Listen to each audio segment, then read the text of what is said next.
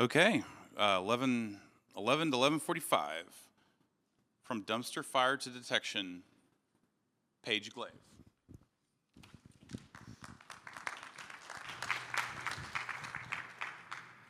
Okay, so I know the title is a little bit vague and obnoxious because that tends to be how I do titles for talks, but hopefully you're here to talk about or listen about how to deal with the hype cycle that comes with CVEs about to drop or things that people find, and what to do with that, how to get value from it. So first up, who am I? Why am I talking about this stuff? First up, I am a total gearhead about way more things than I should admit to. Music stuff, I was just talking mixers, and I'm a little jealous of that one. Guitars, all the keyboards, any QMK, ZMK people out there? Or am I just really exposing how big of a nerd I am? Yeah, okay, that's all right. I travel with the split keyboard. If you want to know, just ask. I am an obsessive learner. I started in academia and got bored after I got tenure and decided I'll never get bored doing cybersecurity, so I'll go do that. And it's true, haven't gotten bored yet. And then most of my focus right now is DEIR and threat hunting. And I am really intentional about including the IR and not just calling it death or DNR, because I think all three really need to go together. Is anybody in here just a pure analyst, SOC analyst, just triage? No, okay, so if all you do is write detections, your analysts probably don't like you very much.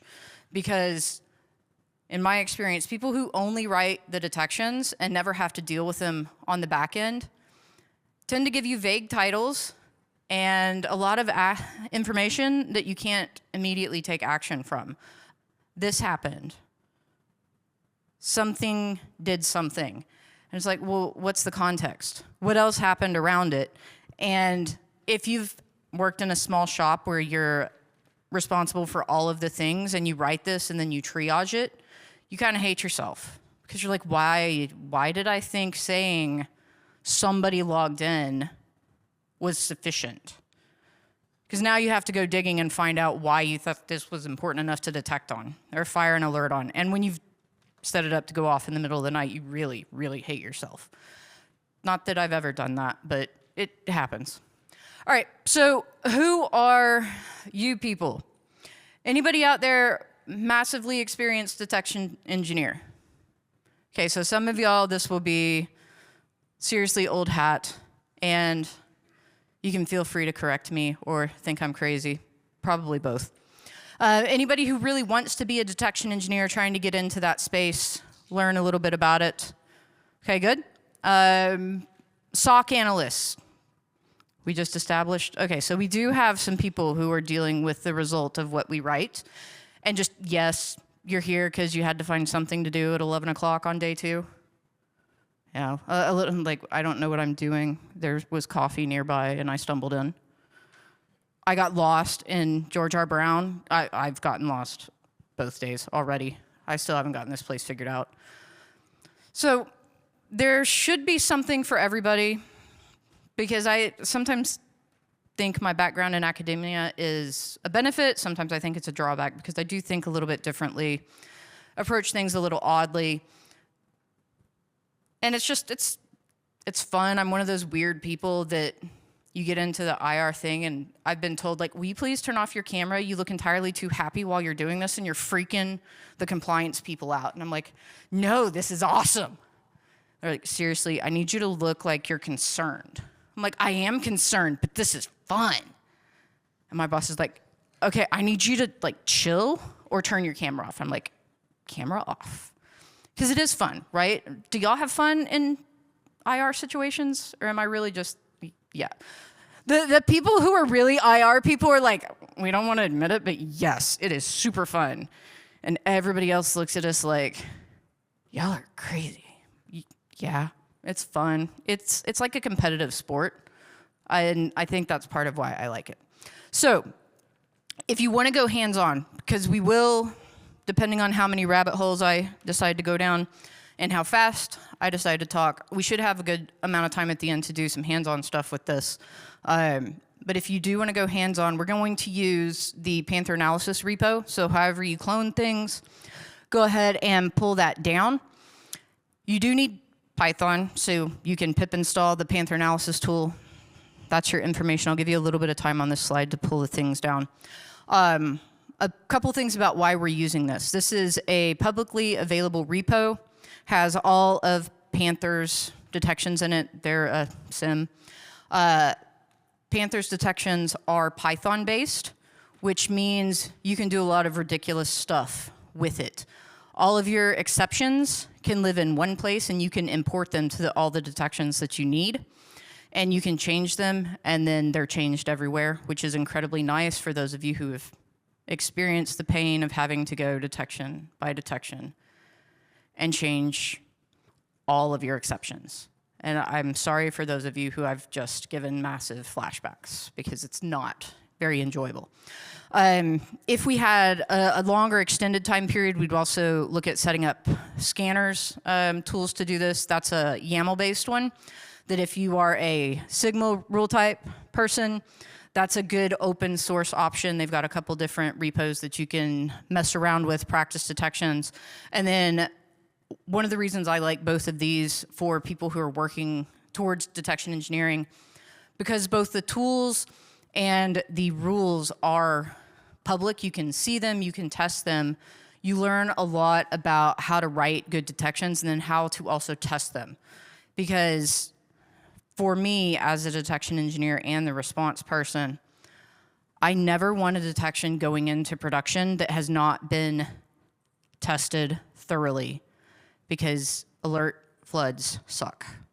And it is not fun when all of a sudden you've got 1,000 alerts in 10 minutes. Even if you know they're all fine and you're just having to close them because you messed up your logic or you messed up your exception, it takes a lot of time to dig through all that. So unit tests matter, and both of these give you the option to do that and check your basic logic, okay? Are we good enough to move off of this slide? Everybody's at least got a screenshot of it or something else. And if you don't have the tooling at your work to start applying these and you're really wanting to get hands-on, both of these you should be able to make contributions to start showing your experience. As someone who career switched, being able to do things like that really can be helpful as you're trying to show experience when you have none, and everybody wants experience. All right, so first up, I hope you enjoy my happy little dumpster fire. For some reason, AI did not want to give me a depressing dumpster fire. Everything had woodland creatures and a happy sun. No matter how bluntly I ask it to just give me a dumpster with fire in it. So we're going to be happy about our dumpster fire today. But what I mean by this, who remembers the OpenSSH vulnerability a couple years ago? That it was like the world was going to end when that vulnerability dropped, right? Like we were on Slack, like, does anybody know what is happening? This is supposed to break all the things. All of our SSH boxes will be pwned in the first 5 minutes when this drops. We're digging through the commits. We're looking at the Git log, trying to figure out what's going on. These teasers are dropping about how bad it's going to be. The impact estimates were massively overblown. It came out, we're reading this stuff, and it's like, really?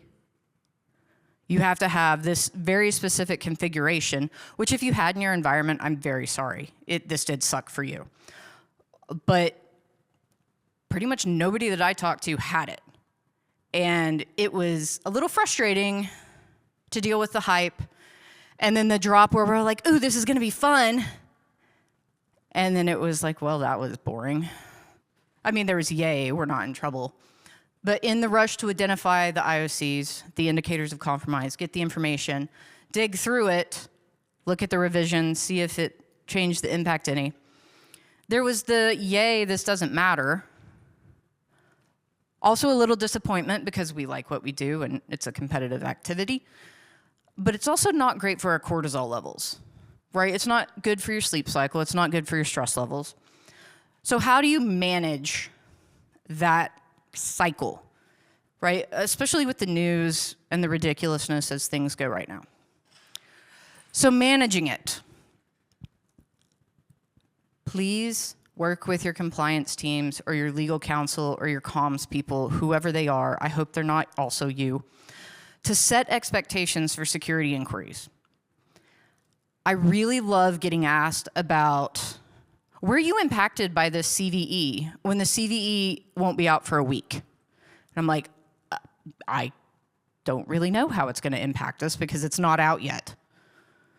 But you can't really go back to a customer with that. So work with your compliance teams and people who field that to have some sort of SOP for how those will be handled, and preferably not making their way to the people who do the investigating. And make sure everyone understands it takes time to get impact. We know people get scared when these things come out, and some turn into pretty big deals like Log4Shell. Others don't so much. Take the information that you can to establish relevance, right? We'll get asked about things in security inquiries that have absolutely no relevance to your environment. If you know that and you're getting security inquiries, go ahead and say it. We don't use it, we're fine. Please don't ask us again. And then you'll get asked again, but that's okay. Think about the criticality. Is this in prod? Is it just in dev environments? Is it someplace that's going to be easy to exploit, or is it 6 layers deep? How hard is it going to be to patch, right? Do you know which of your systems, which of your pieces of code, if you patch or you update, you're now gonna have to go and do a whole bunch of cascading things to deal with? Breathe, get your popcorn, find your people on Slack, get your groups where you have the support so that when something happens, if it is a really big deal, you have people to ask questions of. And if it's not a really big deal, you have people to laugh with. Because there's a lot of craziness in our field, and you need both of those things. If you feel the need to take action, there are always hardening actions that you can take. You can always look to see what logging and monitoring are in place. This is a time that, depending on what it is, I like to take advantage of the hype and be like, well, you're right, this does sound scary. I would love to tell you what's gonna happen with it, but you decided that we didn't need to pay for logging on that. And hopefully you've got the risk acceptance with their signature on it that said, we don't think we need to log this, or it's not important enough. These can give you some leverage to get things in place to help future problems. And you can figure out what might happen and get your plan in place. Don't spend a ton of time on this because we have things we're supposed to be doing, but if you know that you're under pressure and you know you're gonna get questions about it, it's not a bad way to spend some time.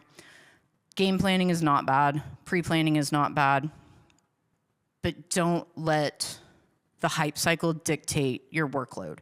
If that's what you continue chasing, it's really easy to forget about your critical path and just chase whatever's in the news every week. All right, so let's talk about the aftermath. What happens after the drop? The stuff comes out, now what do? We do what we do with anything. We investigate, remediate, protect, and put our detections in.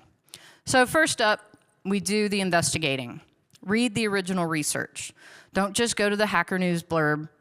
It's not gonna have the details you need, right? That's what most people will read, but you do need to know when something is over your head. And when that happens, know where to go. I look at Huntress's stuff a lot. John Hammond's stuff is really good for breakdowns when things drop. Datadog has good breakdowns. Splunk often has good ones. Am I missing any that y'all have as go-to sources for breakdowns? Elastic is good. If we want to talk pre-game, malware archaeology cheat sheets is really helpful. Since Michael's here, I'm just saying. Then figure out the real impact. Do you actually have that configuration in your environment? If not, do you need to be concerned? Maybe, maybe not. Is it like 6 layers deep? Is it just on your CEO's computer and nowhere else, right? Because they have admin, because they need it for reasons. Figure out your impact, assess the damage, do what you know how to do, and document the everything out of that, right? This is where your IR documents are very important, that you have all that stuff laid out in a template so that you don't forget things. And you take all of the notes, all of the screenshots, because things that get hyped up get increased scrutiny, and you need to be able to cover your assets, so to speak. All right, now we're on to remediate. Can you patch it? You don't always have that option. You may be running a framework version that you can't upgrade your database version. It happens. Or vice versa. You may be stuck with it. And if so, how can you remediate? Can you get both patches done with testing in a reasonable time? What compensating controls can you put into place? How can you protect yourself in the meantime? Can you just get rid of it? That's my favorite, right? This thing has a problem. Well, it's in this library that is used in one place. Can we please swap that out with the same library that's used in every other part of our code? Am I the only one who's seen that? Like somebody had this one special library they liked and it's just in their little tiny piece of the app. I feel like I've been traumatized and nobody else has seen this. Things like that, though, can be a lot easier to deal with. Like, I'm sorry that you don't like this time date formatter. This is what we use everywhere else. Unless you can give me a really good reason why we're using it, standardize, please, for everyone's sake. And then what else do you need to do based on the impact? Is there going to be additional fallout? Do you need to do for real cleanup? And how are you going to handle this from an overall IR perspective? We can admit, as security people at this day and age, most of these things are not going to be that big of a deal. I hate to say that. I really hate to say that on tape. But most security breaches, most security events, if your company is of a decent size and robustness, they're not going to be company enders. If you can manage the initial fallout, that's 30 to 60 days, if you can get your company through that, you're probably going to be okay. Can you identify things that are company enders before you get to that point? If you can typically ride out that remediation stage. All right, now we get to the protect stuff. This is where we're having a lot more fun, in my world anyways. The hardening and the defense in depth. You've started figuring out what's happened, and now we get to start looking at how we can make the future better. Where can you take the lessons we've learned and put them into practice? Where can you put additional steps in? And this may be part of your remediation depending on what you have going on. Okay, all of this is pretty standard stuff, so I'm not going to spend a lot of time on it other than this is ongoing, and in your remediation steps and in your IR steps, please take those after action items, take those action items, and don't let them go into the ether. How many of y'all have a backlog of IR wish list items that has things from years ago? They're like, we're going to do this. And they just kind of flitter off into the ether and get forgotten about, right? That is one of the things that after a year or so started to really grate at me. Find a way to track them. Whatever project management tool you use, tag them, link them to the causing incident. If you really want to go over the top, which is me, set up a bot that will remind you and nag you when those action items have not been touched in a month or 6 months, or they're blocked, so that you cannot forget about them. Because it doesn't look good when you have another incident or another investigation and you come up with the exact same action items. Has anybody been there where you're like, we should do this? And you're like, it's in our backlog. I have no comment. Yeah, there's a lot, right, that we need to do. And when they keep coming up, this is when you can prioritize them. And the other thing with that is, just like in our detection and alert titles, be specific. What you think you're going to remember when you write that action item down, you are not going to remember. Be incredibly verbose, like 5 V's level of verbosity.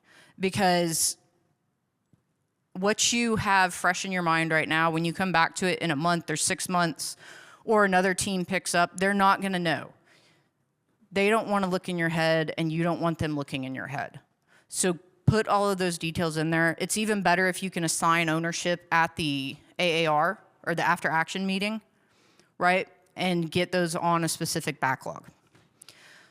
So that gets through the kind of basic stuff. And now we get to the fun part, where we get to write detections.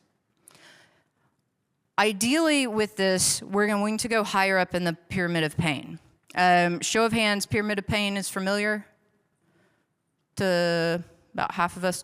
If not, you can do a quick Google. Starts with hash as very volatile, changes with a letter.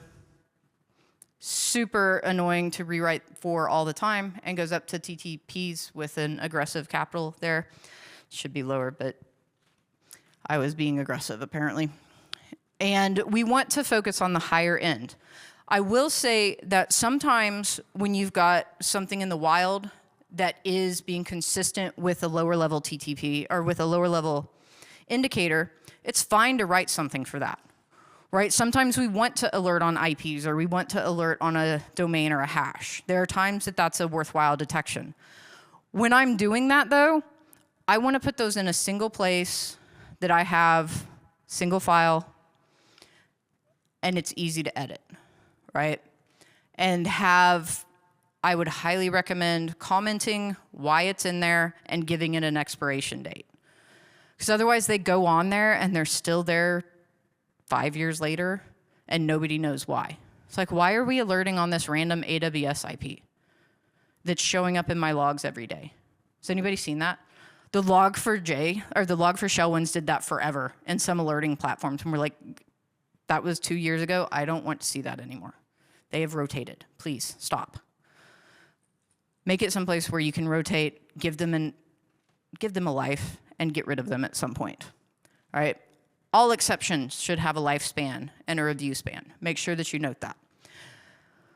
Other things to think about as you're doing this. What level makes sense? Who remembers the Snowflake thing that was like 2 years ago? That was all the panic about Snowflake is vulnerable and everybody's getting in. That was a pretty high level panic, right?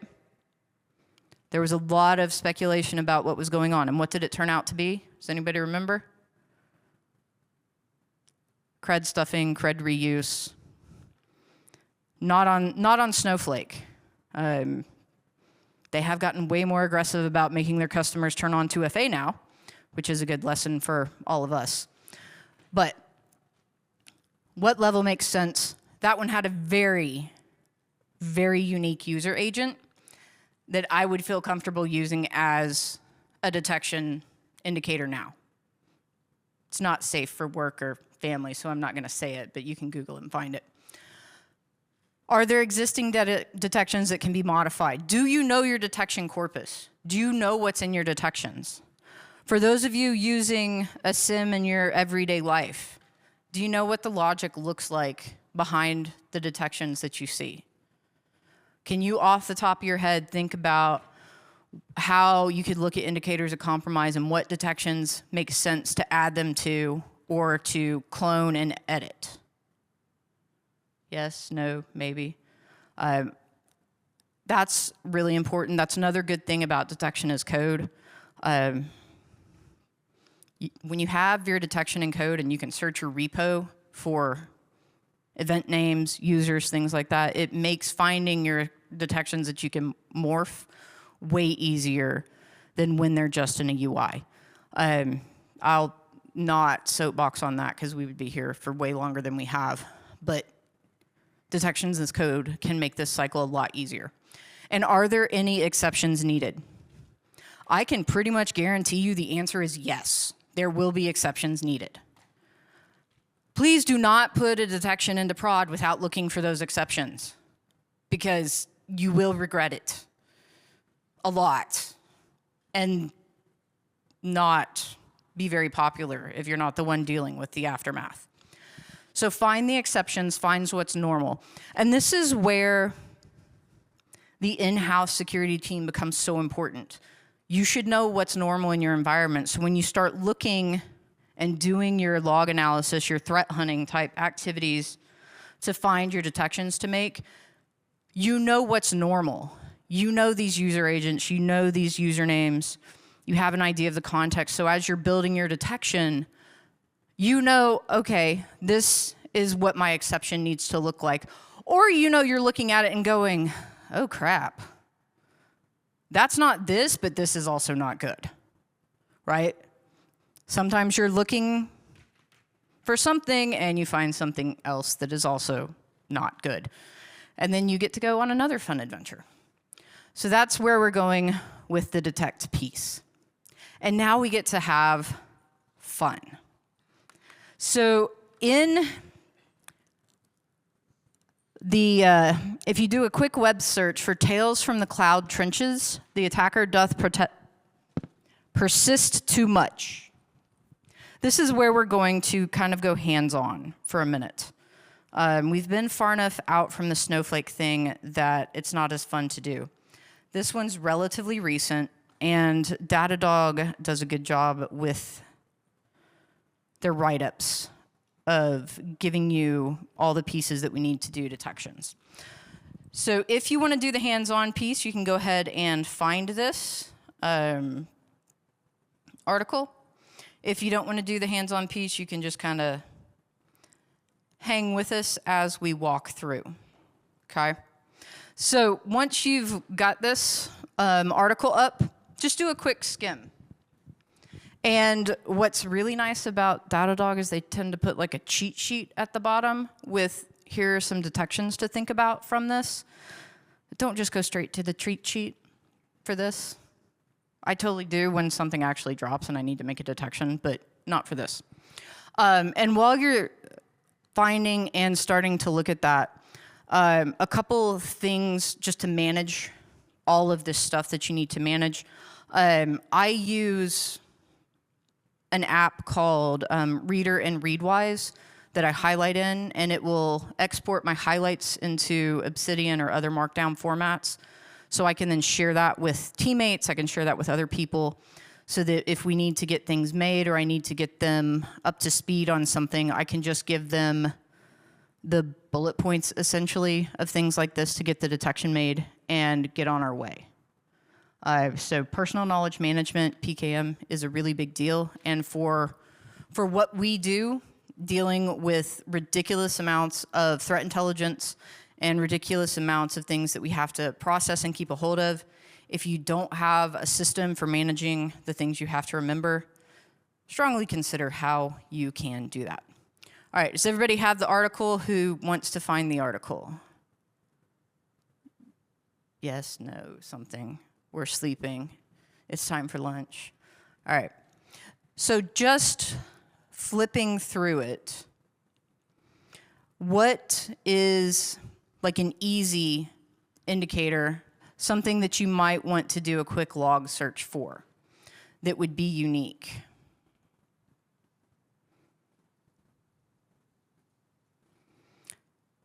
So I know for me, one of the things that popped up was the naming of the Lambda function. There was a Lambda function named buckets555. Does that fit anybody's naming convention? Do you know what the naming convention is in your environment? Can you regex that into a detection to alert on anything that doesn't fit that?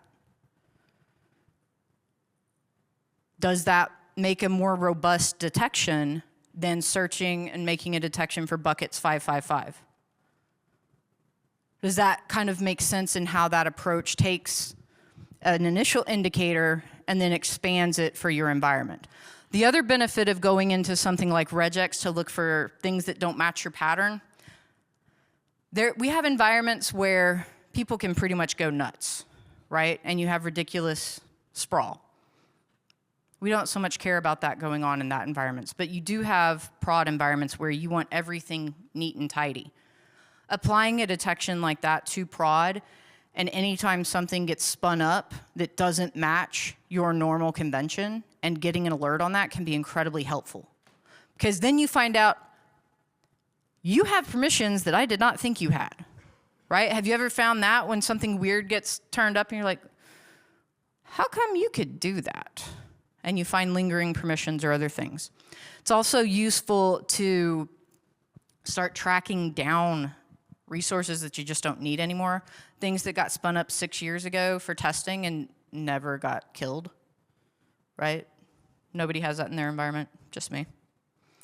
Nice. Things like that happens. And then looking at role names, role attachments, same thing. If you can get your environment, if you can get your organization on board with standardized naming and infrastructure as code to deploy that, it can make your life a lot easier. And then anything that goes outside of that, you can detect and identify problems.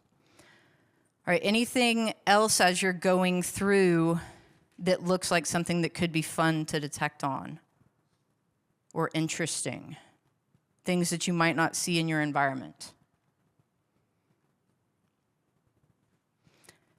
What about ssm.amazonaws.com? Is that something you would want to alert on?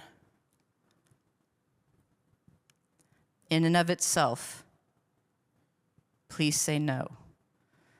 That in and of itself is going to be crazy loud.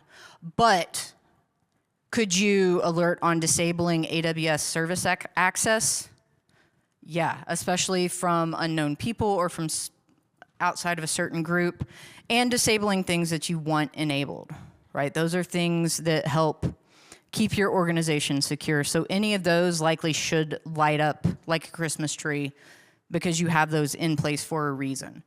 And those are also things that if it does happen, you should know it's coming, right? There should be a ticket, there should be something telling you, hey, we're gonna change this.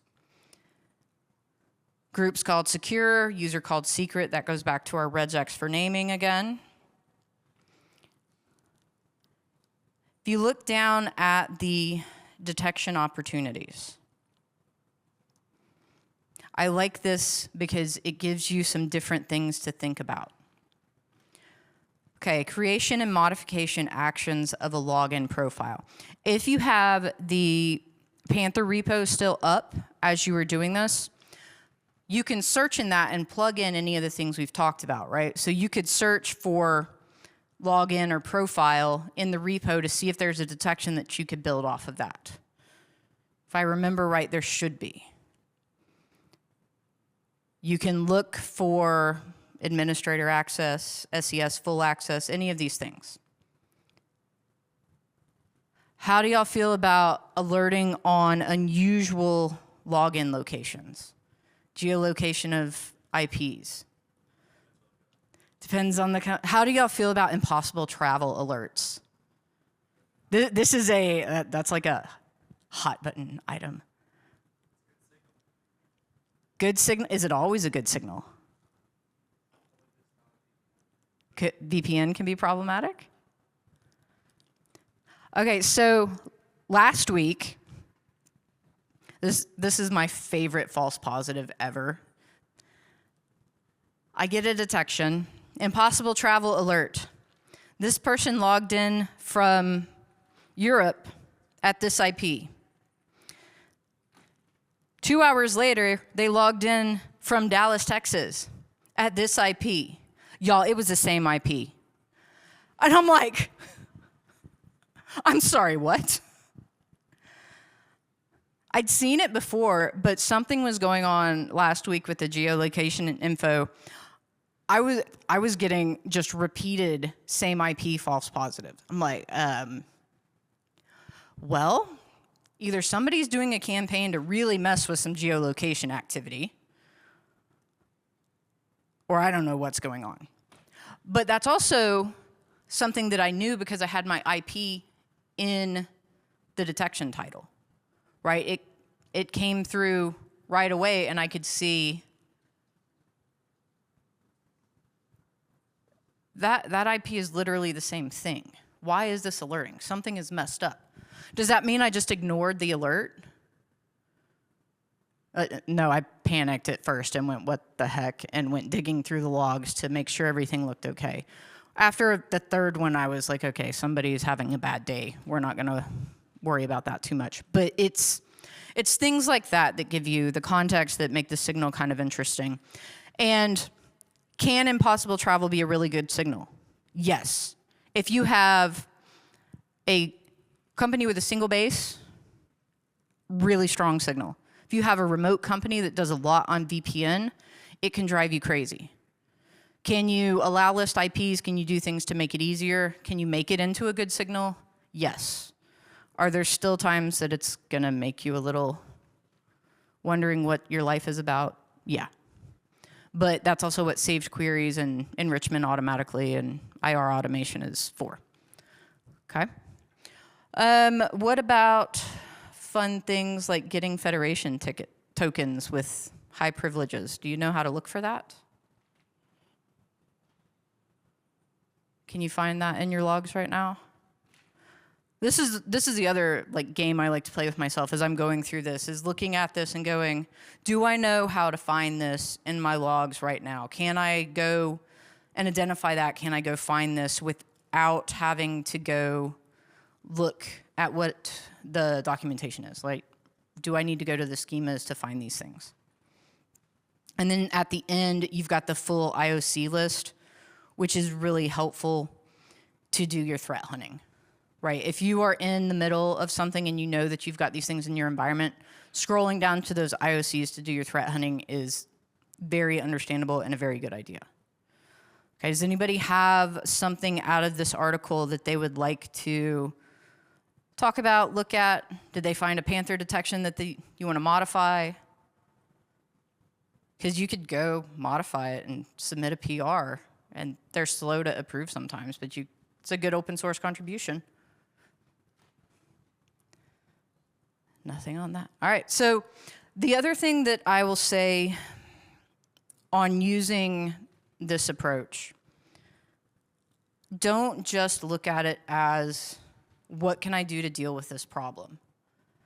Think more about, what can I do with these kinds of problems? We want to think at a broader scale than just dealing with the issue at hand, because we don't want to make detection after detection after detection that address very slight variations, right? We want to make very robust detections that we can use to identify categories, that we can use one detection for multiple things, and then have your alert context, have your enrichment that comes through, fill in some additional information so that when you get it on the other end, or your analyst gets it on the other end, they know what needs done.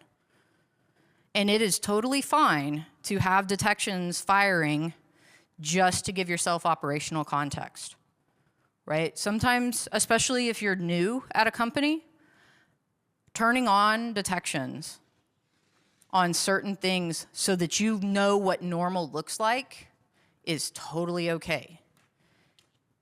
You may not want to do it very long, and you may want to set them to a low tier that won't page you on the weekends or nights.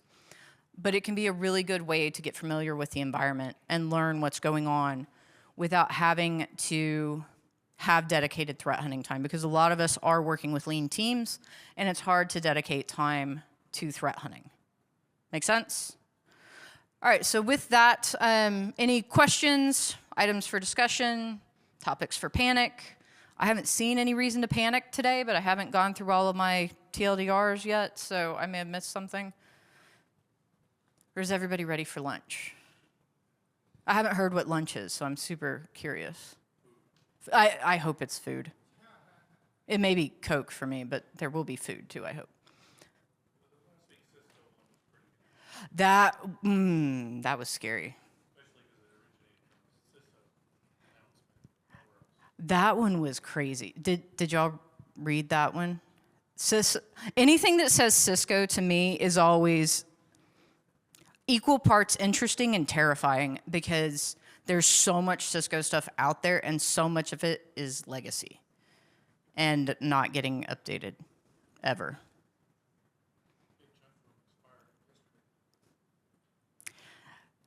So yeah, we'll pour one out for those people that everything expired yesterday, and feel for that. But Windows 10 security updates in Europe, at least, may have to be free for a while, so they've got that going for them. We're kind of out of luck, but we're all on max, so we don't care, right? Yeah.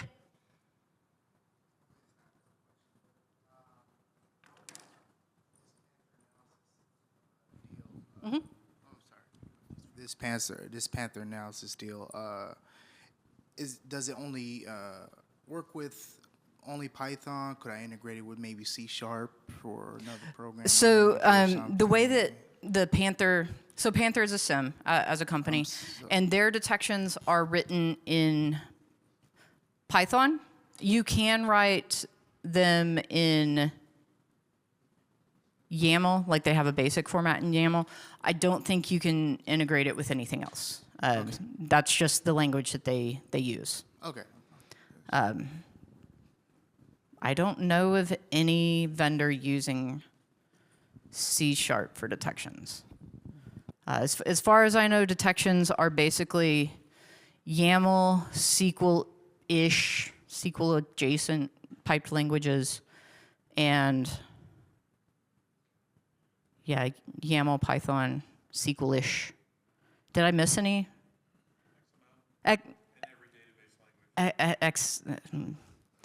Sorry, XML, I can't. I refuse to acknowledge XML. Also JSON. I will take my data in JSON. I will much prefer my logs come in JSON versus XML, but I would prefer never to write my detections in XML. And DAC options are expanding for SIMs, but it's still not, I think, the standard. We're seeing more of it, but it's not everywhere yet. But if you wanted to write a sim that worked with C#, I think you would have some barriers to entry because security engineers are typically not known for their desire to code in anything but Python. And maybe Rust. I think Rust is gaining what? Or PowerShell. Yeah, well, since PowerShell got ported, yeah, PowerShell is phenomenal. If you don't know PowerShell, learn a little bit. It's so much fun. Yeah, Rust a little bit ago, but mostly Python is where it's going to be. Any other questions, comments?